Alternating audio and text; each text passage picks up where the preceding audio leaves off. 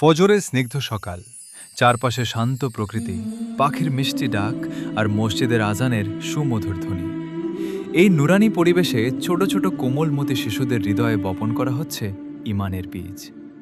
একজন স্নেহশীল হুজুর ভালোবাসা আর কোমল আচরণে শিশুদের শেখাচ্ছেন ইসলামের প্রথম শিক্ষা, কালিমায়। তৈয়বাহ শিশুদের নিষ্পাপ কণ্ঠে কালিমার ধ্বনি যেন ভরে তুলছে পুরো পরিবেশকে রহমত, শান্তি ও নূরের আলোয়। কোরআনের প্রতিটি হরফ, প্রতিটি দোয়া, প্রতিটি শিক্ষা গড়ে তুলছে আগামী দিনের নেককার উম্মাহ। এই ছোট্ট মক্তব শুধু একটি শিক্ষাকেন্দ্র নয়, এটি দিনের আলো ছড়িয়ে দেওয়ার একটি পবিত্র পথ চলা।